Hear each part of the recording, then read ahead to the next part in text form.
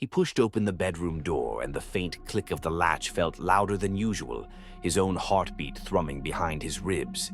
In the half-light, walls lined with thin LED strips bathed everything in a pale blue glow. On the desk, his monitor displayed chat messages, tiny windows of text that felt less like conversation and more like a constant surveillance. This room was his refuge and his trap. Daniel was 29, employed at a small IT firm where he spent his days fixing bugs and managing servers. The world outside had grown too loud, too fast. Even after the pandemic ended, he found himself unable to step back into crowded streets or noisy cafes.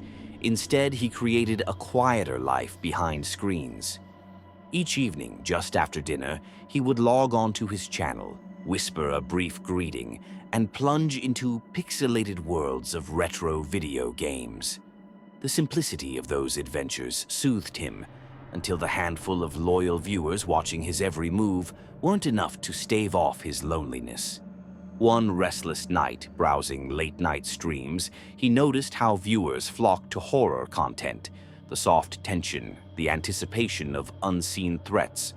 Without thinking, he ordered 3 miniature cameras online, one for the hallway, one for the kitchen, one perched above his bed. He arranged them so that every corner of his apartment felt exposed, then overlaid his broadcast with a simple graphic interface, a heart icon that pulsed in time with his breathing, a small battery meter, a basic timer. No more scripted scares or jump cuts, only his real life, uninterrupted. He began by simply existing. He rolled out of bed at noon, microwaved leftovers, scrolled through the news on his phone. His voice remained calm, measured. Viewers typed messages asking harmless questions. "What's for lunch? Why are you staring at the window?" Until they realized that suspense lived in the mundane. They watched every pause, every hesitation, every blink. Soon his subscriber count crept upward into the thousands. Pressure mounted as forum threads dissected his behavior. One fan charted how long he lingered in the kitchen. Another noted that he never opened a particular closet. To feed their curiosity, Daniel started speaking out loud in between tasks. "I feel like I'm losing something," he murmured one afternoon. "Sometimes I think I hear whispers when I power down my speakers." Comments flooded in, some comforting, some speculative. Was he truly unraveling or merely performing? Then he noticed things in his own footage, fleeting shapes at the edge of frame, glitches that weren't part of his editing software. At first, he convinced himself it was compression artifact or camera error. He paused the replay at 2:17 a.m. and saw what looked like a face reflected behind him, though the closet had been empty when he checked in real life. He began sleeping less, streaming through the night so he could watch himself along with his audience. One evening, exhaustion overtook him. "What do I do now?" he asked directly into the camera. Responses poured in.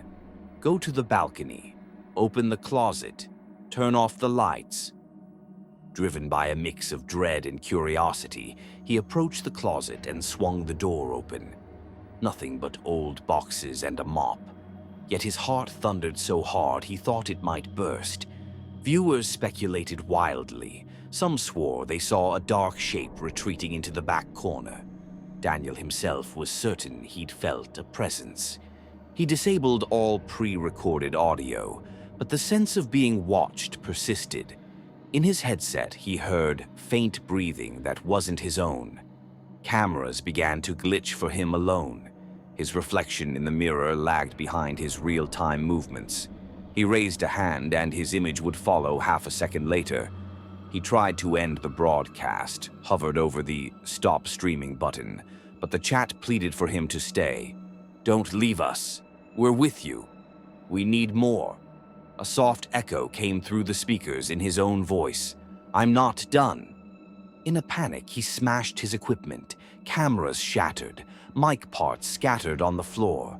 He yanked cables from their ports and pulled the router off the desk. Silence fell. He dared to believe it was over, until his phone, which he had powered off, buzzed again. A notification banner glowed with the words, "Live, Daniel, Arl, 3,700 people watching."